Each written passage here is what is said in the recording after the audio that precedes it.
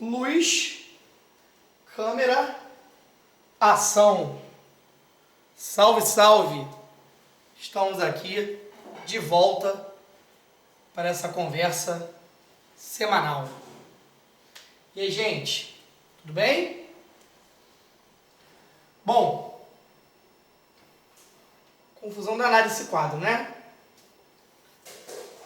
Mas devagarinho a gente vai se achar aqui e perceber que lógica está sendo posta de reflexão para a gente conseguir, através dessa aula, produzir um roteiro de estudo bastante qualificado, intenso, né? Em que permita a capacidade de comparação dos três principais autores, né? As três principais referências da chamada sociologia clássica. Ok? Claro, se a gente começar a abrir gavetinhas da pesquisa sociológica e da produção de conhecimento sociológico, nós poderemos relativizar essa afirmação. Por exemplo, sociologia brasileira, a gente tem os nossos nomes, as nossas referências, e que também vão estar ali inseridos nessa ideia de autores clássicos. Mas, no âmbito geral, né, da área sociologia, Durkheim, Weber e Marx, não na ordem cronológica, na verdade na ordem cronológica, né?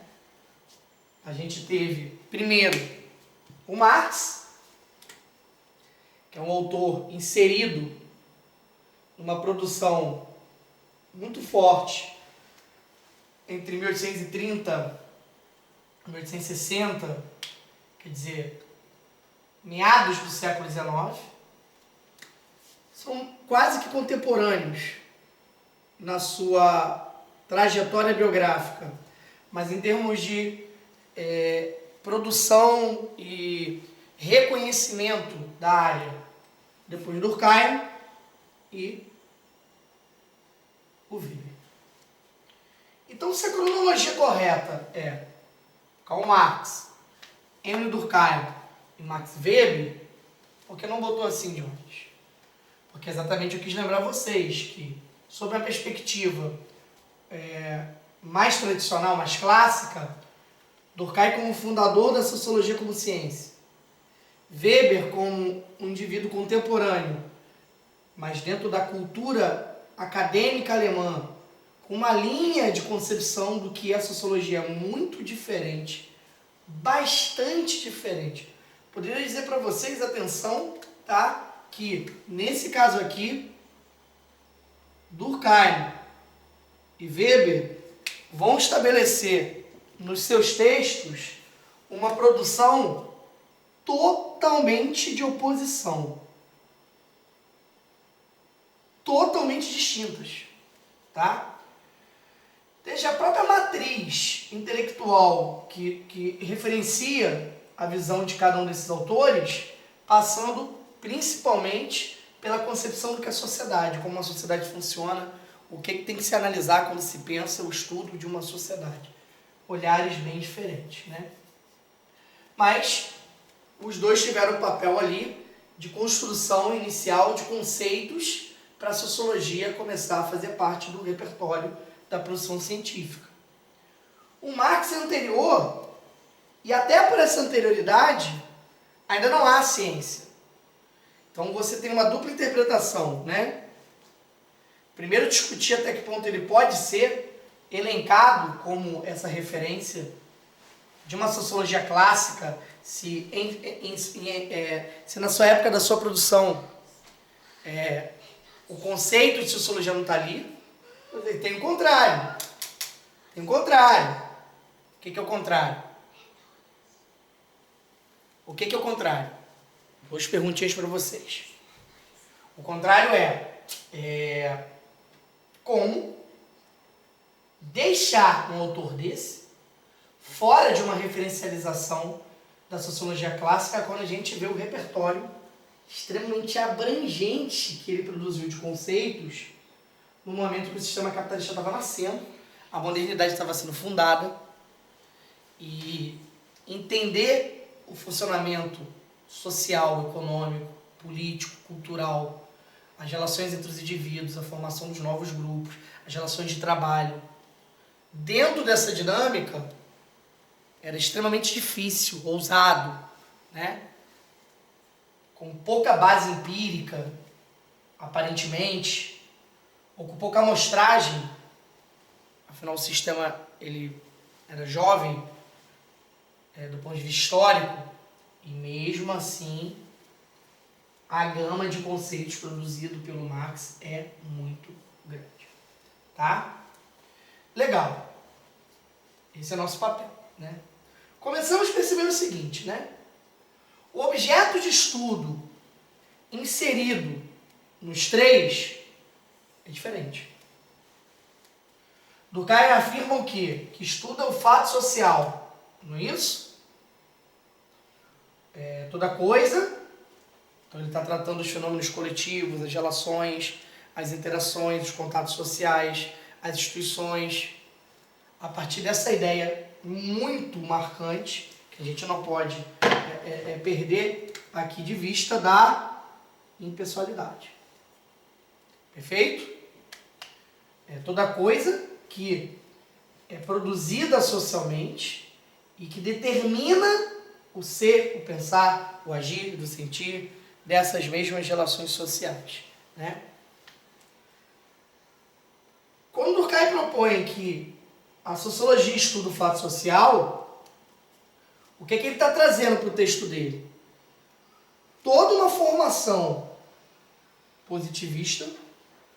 Vamos lembrar que o positivismo é uma corrente de pensamento da primeira metade do século XIX, né? O positivismo é uma teoria proposta na década de 1830 por Augusto Comte. Se não ficou bem fixado, volta na aula anterior, pesquisa um pouco mais, ok? É importante entender o positivismo como uma corrente de pensamento que vai propor para o campo da política, para o campo da teoria de Estado, para o campo do pensamento social, algumas análises do que seria o objetivo de uma sociedade, né? Muito influenciado pela visão positivista, o Durkheim começa a produzir sua sociologia, suas ideias de sociologia. E aí você tem ali, nesse sentido, um positivismo que fala que nenhuma área é mais importante e pode ter maior representatividade do que a ciência. A ciência seria a condição de reconhecimento da evolução máxima de uma sociedade, o estágio superior de uma sociedade. Uma visão evolucionista, mas uma visão muito comum nesse século XIX, de burguesias em ascensão, transformações dentro de diversos países europeus, evoluções tecnológicas que vão alterando a lógica da produção, do próprio espaço urbano, da medicina, diversas descobertas inovadoras. Então a ciência tem muito status mesmo no século XIX.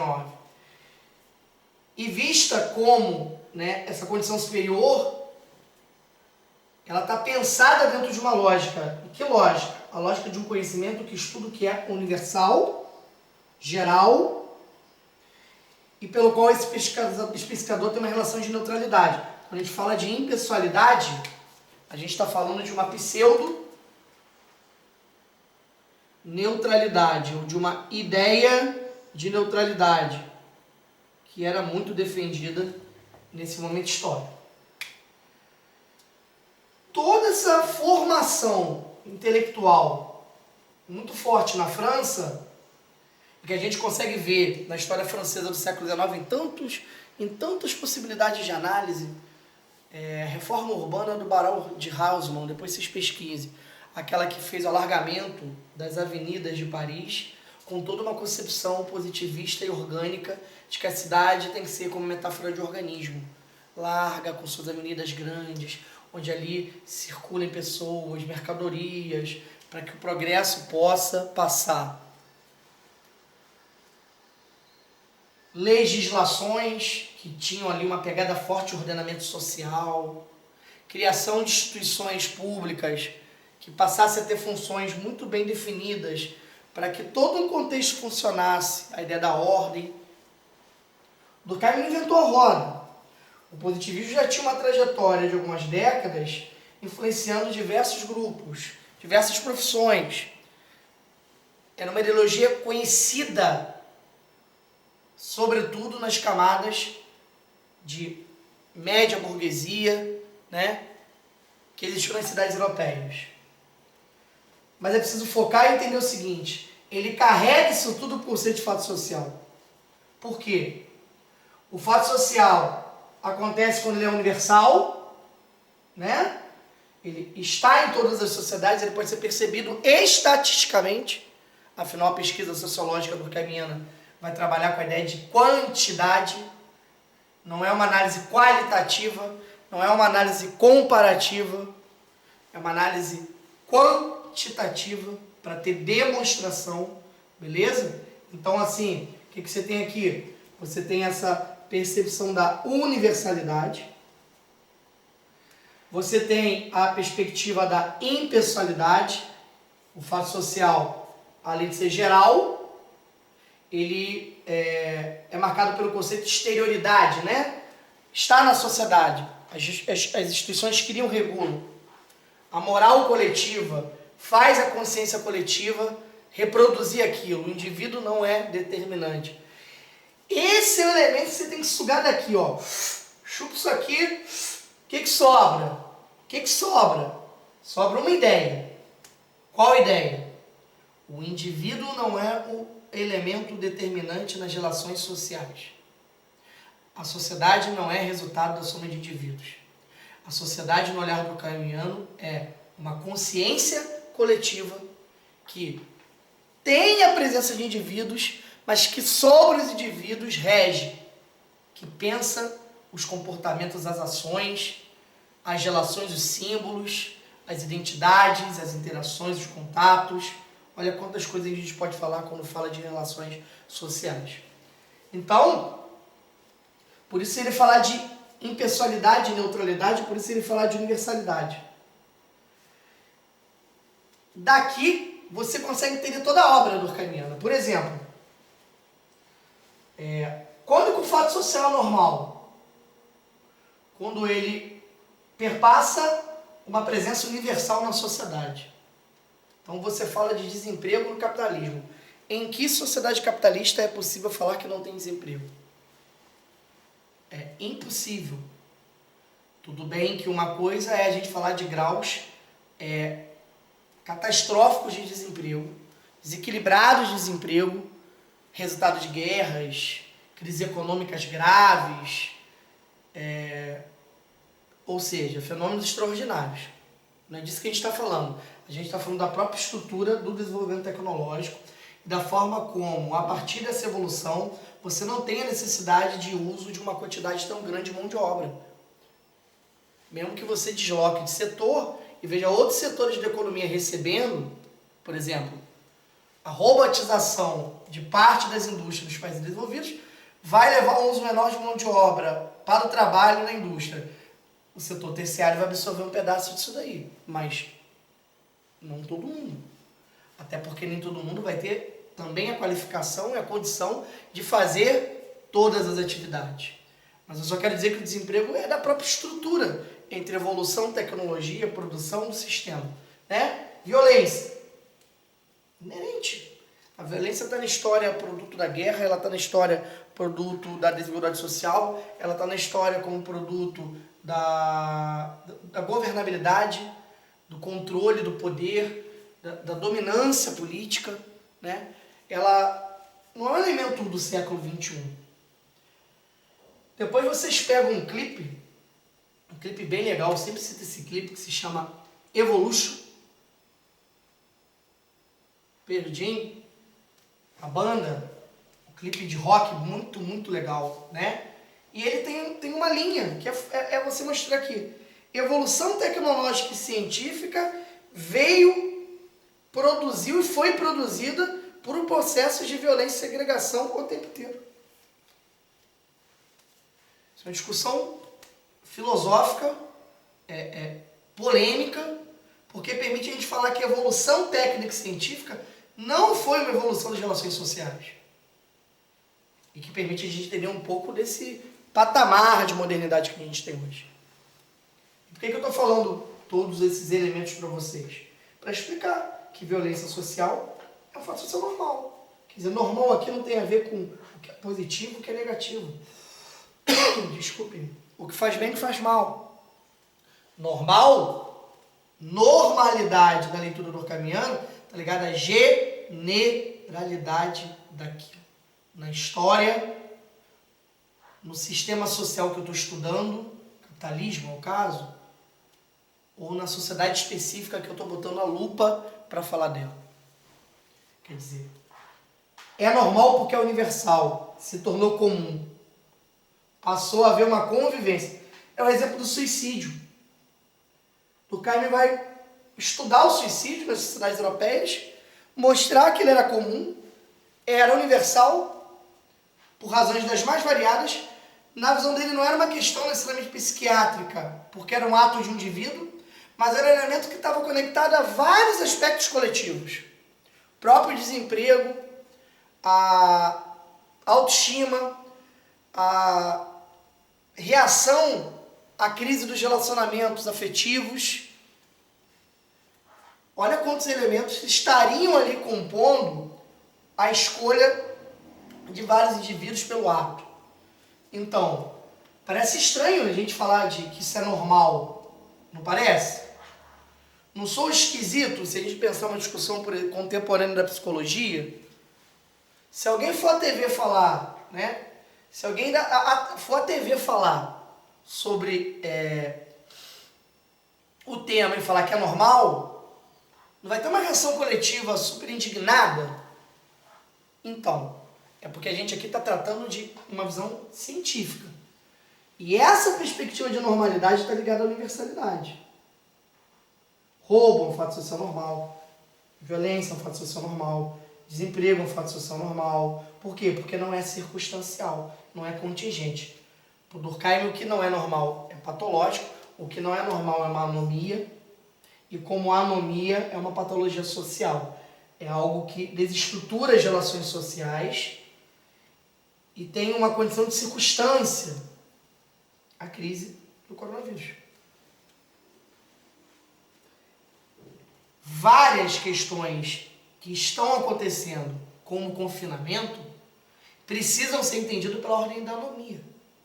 É uma anomia ter pouca circulação, é uma anomia o comércio está fechado, é uma anomia a desindustrialização de vários países, é uma anomia o alto grau de intervencionismo estatal em pleno período neoliberal. Ou seja, não é uma normalidade social e afeta as instituições, as relações de uma forma muito perversa, muito negativa, dentro de um período, dentro de uma temporalidade.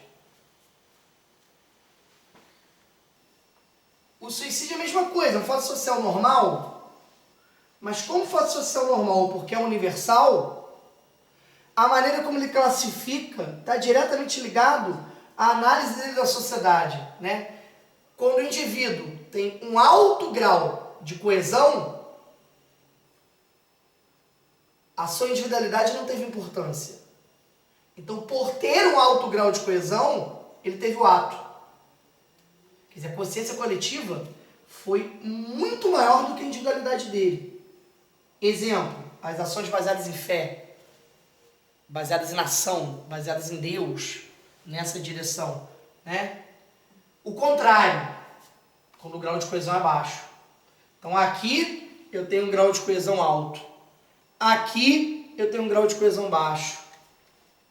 A minha incapacidade de adaptação a toda essa normalidade que muitas vezes vem com problemas, mas eu sucumbo por um fator específico. Aqui eu já estou diante dessa discussão sobre o que é anômico, negativo, impactante, desestruturador das relações sociais. Viu? Você pega a ideia da universalidade para você explicar o que é um fato social normal. Você pega a ideia da universalidade para entender o conceito que fato social não quer dizer análise só dos aspectos positivos. Você pega a ideia da impessoalidade para perceber que a sua sociologia destaca a consciência coletiva. E se ela destaca a consciência coletiva, ela não consegue ver o suicídio como um ato individual psiquiátrico. Ela olha o suicídio como um processo de interação com as coesões sociais que nós podemos ter. Como é que uma educação, como é que uma cultura, como é que uma religião, como é que uma série de tradições pode determinar um comportamento. Percebe que é uma leitura? Então, se eu venho por Marx, muda, mas assim, significativamente a pegada de análise sociológica. O que muda significativamente? Não é porque o Marx é um autor anterior ao Durkheim, não estou falando de cronologia, é o olhar da sociedade. O texto marxista é um texto que foca para falar do quê? Né? A maior parte dele é para estudar as relações sociais no capitalismo. O que o chão da fábrica produziu de impacto e o que o sistema que o produz, o capitalismo, produziu de impacto nas relações entre os grupos, nas relações sociais. Então, toda essa pegada aqui, que depois vai surgir no Durkheim, ela não está lá.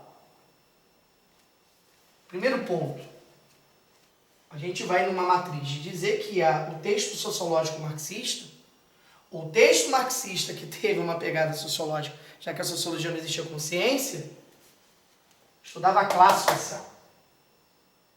Veja, o que ele estudava é como o sistema impacta na produção de uma nova forma de dividir as pessoas. Pertencer a uma classe social não era atributo do destino, não era uma condição inata, era uma situação histórica, social, que o capitalismo produziu. Mesmo que, abre aí um parênteses, ele tenha feito análise de outros sistemas e tenha usado também esse conceito para se referir às relações entre os grupos. Mas tudo isso para chegar ao capitalismo e falar o quê? Olha, é um sistema simples. A partir de um determinado momento, um pedaço da sociedade começou a se apropriar dos bens naturais, comprar os bens naturais. Acumulou capital e começou a comprar. Daí a ideia da propriedade privada começou a ter muito valor. Beleza. E aí? E é que uma grande camada de pessoas não pôde mais usar esses recursos. Aí ele apresenta um conceito. Uma grande quantidade de pessoas foi alienada, separada, segregada do acesso aos meios de produção. Seja a terra, esse meio de produção. E aí a sociedade começou a caminhar para uma divisão. Quem era dono, quem era proprietário, quem comprou, quem detinha o capital da compra, pertencia a uma categoria social. O que ele ia fazer com aquilo? Vender e pegar o dinheiro para abrir um determinado negócio, instalar ali dentro de uma fábrica, não era muito fácil na época, normalmente precisava estar no espaço urbano, não era toda a família que deteve capital acumulado para fazer isso, mas era isso.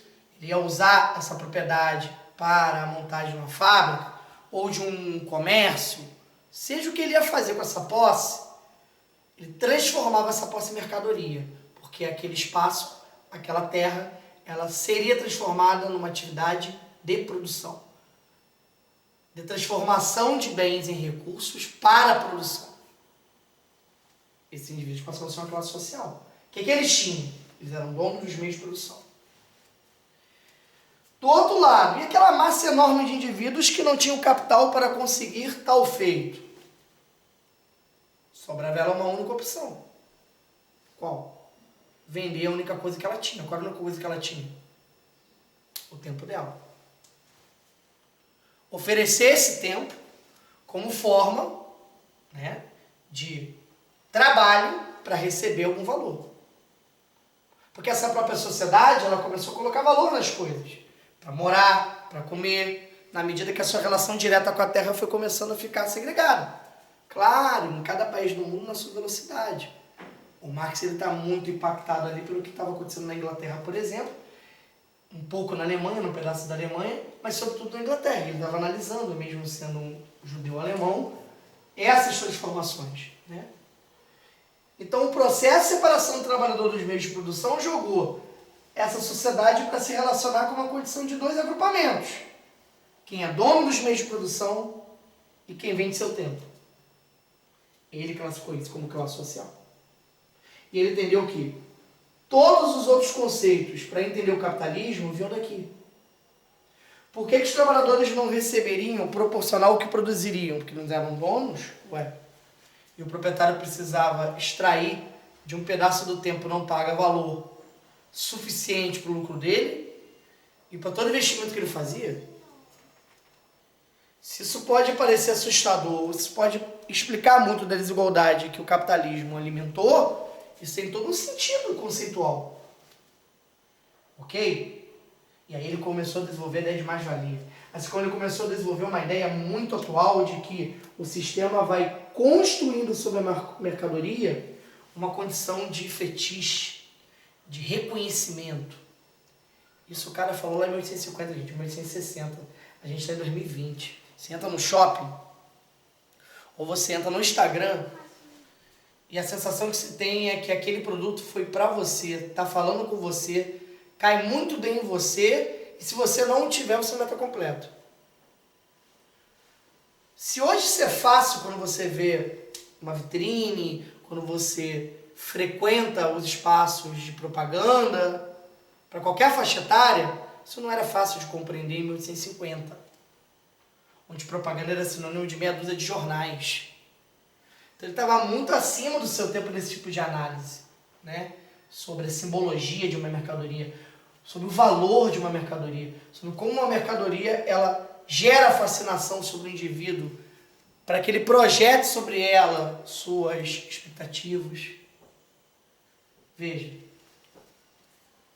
Durkheim estuda suicídio, Durkheim estuda casamento, o Durkheim estuda a moeda, a justiça.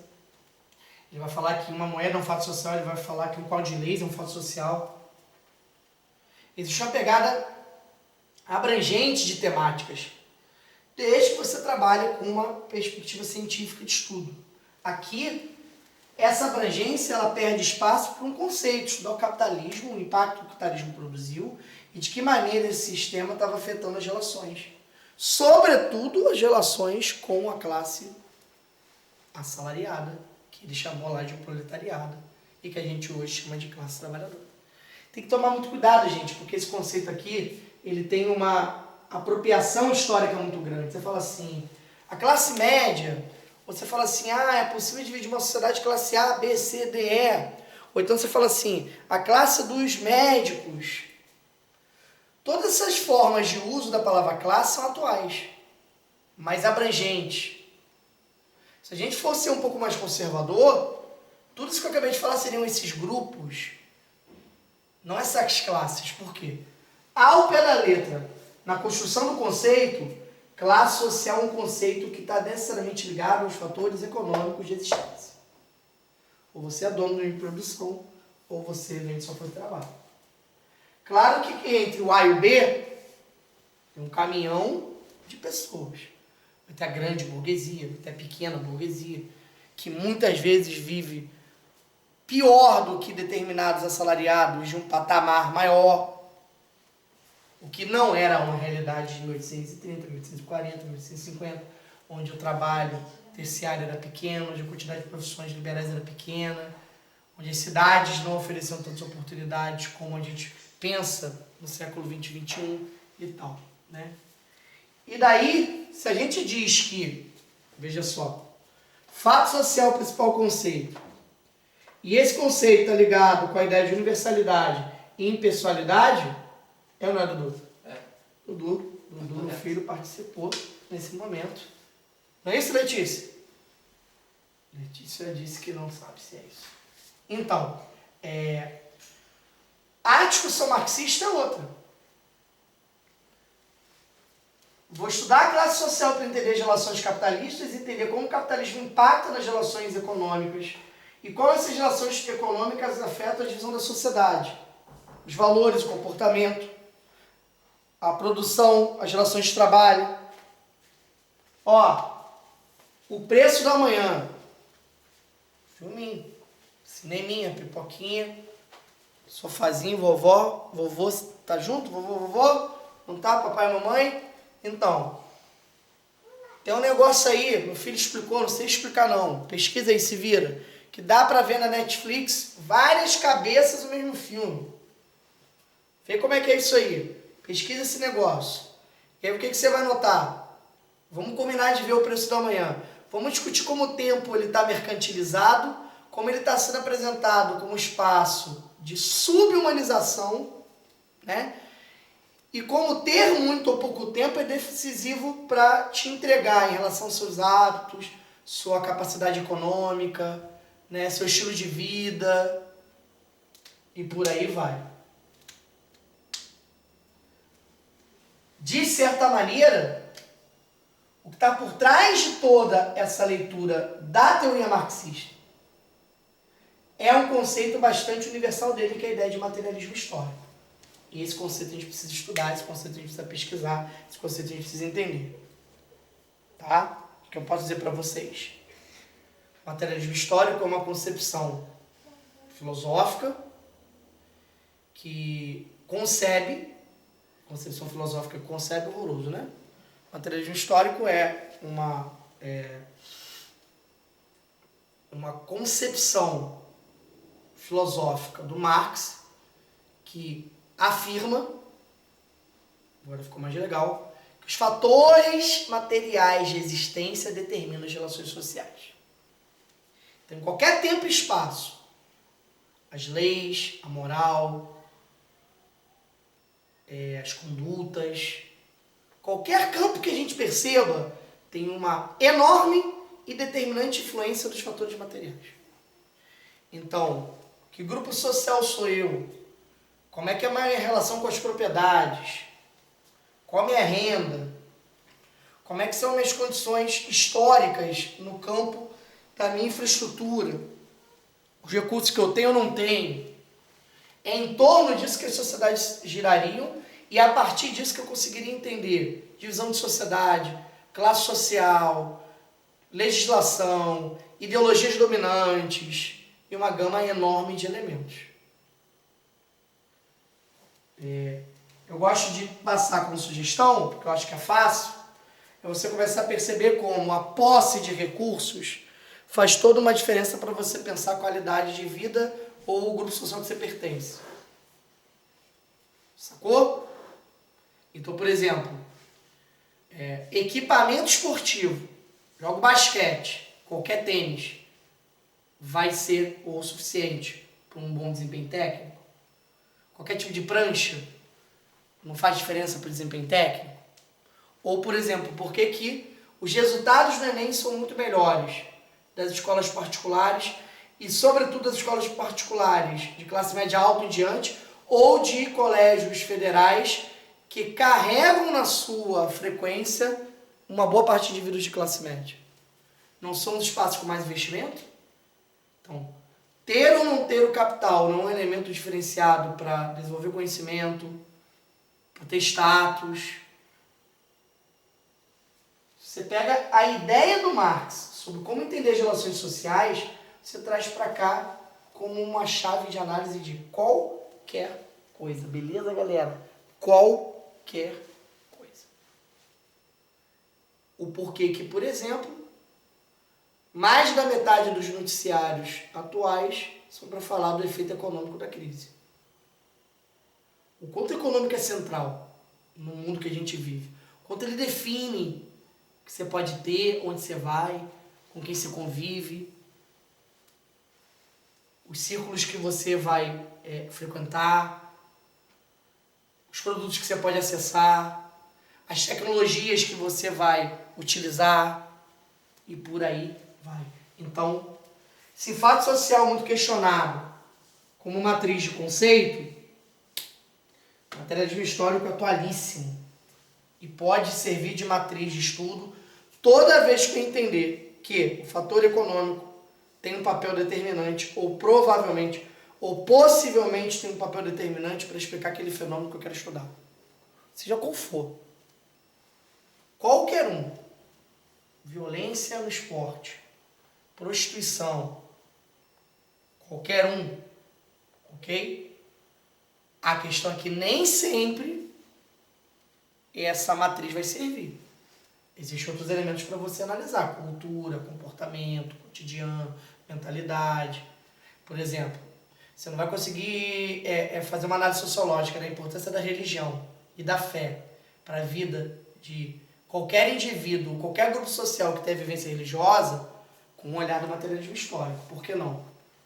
Porque tem muito mais a ver com tradição, tem muito mais a ver com a cultura, tem muito a ver com a moral da sociedade do que com as relações econômicas. Agora, o materialismo pode explicar por que muitos líderes religiosos de muitas instituições